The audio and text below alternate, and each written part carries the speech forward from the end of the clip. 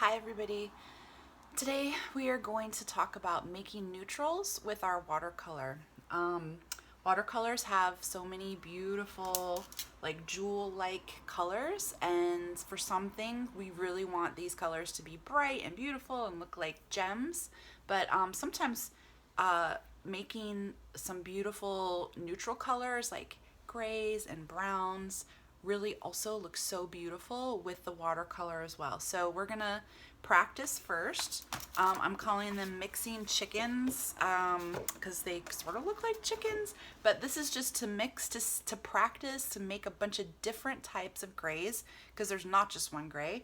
And then when you're done making the practice, then you're going to choose an image or picture and you're going to make a gray watercolor painting with it. I already sketched out my image. I took an image from my phone.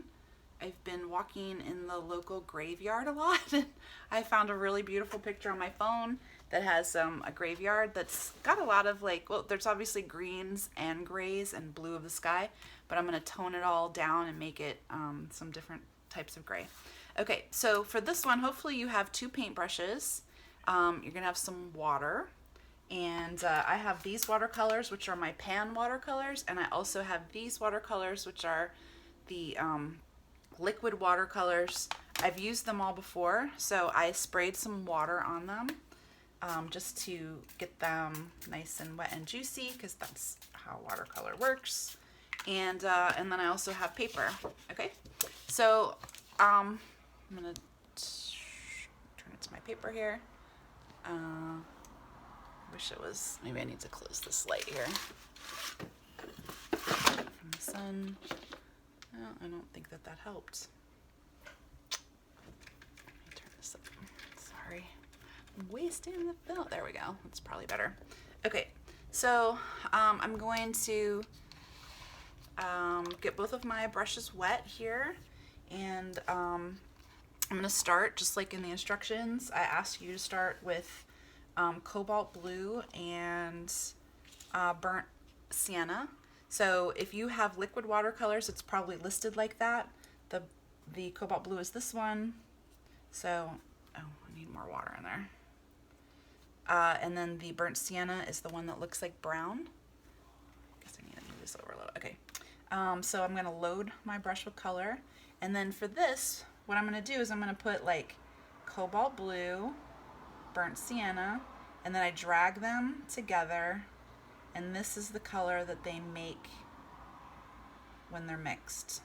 So the reason, they don't really look, somebody called it mixing chickens at one point, but to me they don't look like chickens. They look sort of like Mickey Mouse ears or something, maybe a deformed coronavirus, I don't know. But you can see that you can see both colors, and then you can see the colors that they mix. So that's what we're doing, because obviously we want to remember, like, oh, how do I get that shade of gray?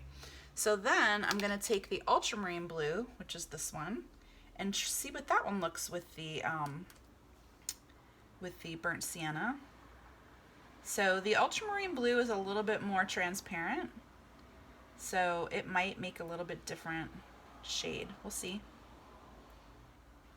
And obviously, like, the more burnt sienna you put in, the more different it's going to look. The more blue you put in, it's going to look different. So, it's always different. Okay, if you're using these colors, the pan watercolors, it might not be labeled.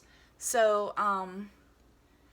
so you can just, there's different blues here. I would try using different ones. Like, for example, I'll use this blue and this brown, which is probably, ultramarine blue and burnt sienna. And pull those together and mix them up. And we get a very warm color brown, mostly because this burnt sienna might have been more wet, and therefore it came out more intense, like maybe it was softer. So I could always add a little bit more here, mix it in. Oh, that looks like it's got too much blue. Yeah, just a tad more, make it really like an in-between color. That's what we're going for, right? We don't want it to look brown or blue. We want it to look mixed together, which is a gray. You can also try different blues, you know, and you can also try orange because blue and orange are complementary colors. So maybe you try this blue and you can try it with this orange. See what happens when you pull those together. Sometimes you get a warmer color gray, sometimes you get a cooler color gray. And then also, after you try mixing different oranges together, like I could try this orange, I could try this blue. Who knows what that's going to turn out like? Oh, it's going to look a little bit more green, and that's probably because this has more yellow in it, and this is more like a bluish green already. So, but it's still a neutral color, so it's good to know what comes out like that. Now I'm going to try mixing some complements together. So these two, I'm going to try, this is cadmium red and the viridian green. And you could make them smaller. Maybe I'm making them too big. So I put the colors and then I pull them together. See what I get. It's actually a toned out green, right? Which looks kind of nice. I can also try this. This is also red. This is alizarin crimson, which is also red. And I can try maybe putting this here, pulling that together. I love those two colors mixed together because it makes sort of like a purplish gray. Okay, I can also try purple and yellow. So here's yellow, and then this is a purple that I must have mixed earlier. So I'm going to mix those together and see what happens. Also comes out sort of like a warm brownish color, which is a neutral. I can also try some different things over here. Maybe I'll try this red and with this green, see what happens, because these are complementary colors.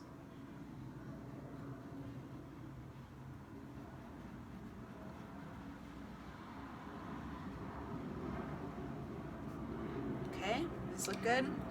Oh, this also has some purple in it, so I can actually use this shade of purple and this shade of yellow. Let's see what I come up with.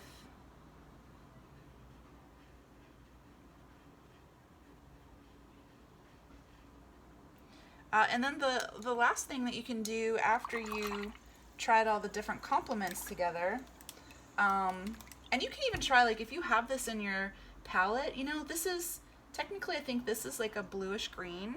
I mean, it's turquoise, but it leans more towards green than it does purple. So the opposite of blue-green, you know, I had my color wheel right there now. Oh, here it is. So the opposite of blue-green on the color wheel is red-orange, and my palette just so happens to have red-orange. So I could take the red-orange and this bluish green and see what happens when I pull those together.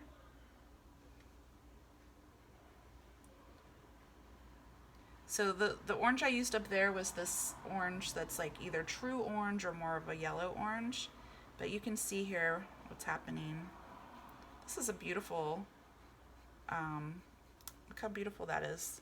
Well, I don't know if you can tell from the video, but it's a really beautiful gray color, which are those two because they're opposites.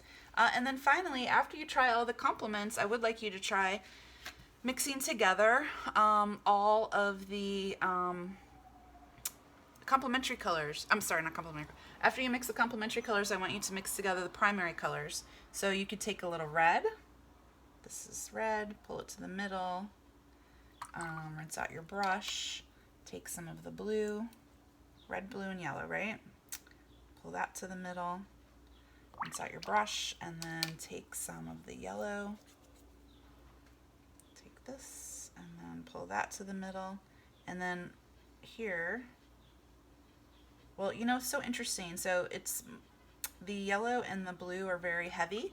So if I added a little, and so it turns green, obviously, and the opposite of green is red. So if I added some more red into here, theoretically, it should turn more of a neutral color. But see, it's just the same thing. So like, if it's too red, you just keep adding the opposite until you get it to be more gray or brown. So then if it's too red, the opposite of red is green. So we could add a little bit of this, a little bit more blue, which is just pulling it into here. And you could add a little bit more of this yellow. Maybe we just need some more yellow in there. Probably too much yellow now. All right, well, you understand the point. You can try it with these colors as well. So if you take a little blue, pull it to the middle, take a little yellow over here, pull it to the middle. This is gonna need more yellow for sure. And then take the red, take some of this red, put it here, pull it to the middle, and you get like a neutrally brownish, grayish color. Okay, once you have tried all these different combinations, I also want you to sorry, I'm obviously not a pro. Just turn this up. Okay, so you can also, I want you to practice mixing different values of it, because that's important. So if you can fit it on your paper, I didn't leave that much room, but actually I could still use the same paper. So for example, let's say I took some of the this yellow and purple combo to make my gray. So this is, I'm going to put it over near the yellow and purple. So this is one value of it. I can add some more water and make it even lighter. It might not show right now, but when it dries, it will be lighter, you know? Then if you took a darker, you could even take like, oh, okay, I'm gonna lift up a little bit of this color. And then if I put it here, oh, automatically it's darker. Also, you know, to make things darker, sometimes you can pull it and just sort of tap your brush to make it darker. Then I can add some water and make it, you can see it's even lighter. This is actually a pretty true gray, you know, I mean, it looks like a coolish gray, right? So, yeah, try different intensities. You could even, like, if I look over here, this is, you know, this is reddish color here, this fuchsia color. I can reinstate it with adding a little bit of water. And then the opposite is green, right? And so actually the opposite of violet red, it's sort of a more violet red. The opposite is yellow green, so I'm going to use this lighter green just a little bit. Mix it in. Definitely it tones it out a little bit. I can paint that on to see what that looks like. It's maybe a little too red, so I can add a little bit more green. And the more I make the put the complement in it, the more brownish it becomes. Okay? So, and obviously the more water you add, the lighter, oh my god, I almost put it in my, like we haven't done that before, put it in our drinking water. I'm adding more water to it, right? And in adding more water, I'm making lighter versions of it. Okay? So fill your paper with a lot of different neutrals. Then you're going to choose your image. Like I said, I chose picture of the graveyard, and then I'm going to use all these different grays to paint my landscape. So in my landscape, the sky is blue, this area is green, and then the tree and the gravestones are for the most part gray, right? So I'm going to mix my grays. I might make them cooler, I'm not really sure yet. I'm gonna make the sky a bluish gray, and I'm gonna make the grass like a greenish gray, like a warmer gray, a warmer neutral, I should say. And yeah, and I'm gonna try to do atmospheric perspective, which means that things that go into the distance are gonna be bluer and grayer, right? Lighter, bluer, and grayer. So as I go back, that's why I'm gonna paint my sky like a very light and cloudy bluish gray, because that will make it sit in the background better. Okay, thanks for watching. I can't wait to see your luminous gray neutral paintings. If you have any questions, totally email me. Okay, miss you guys. See you later. Bye.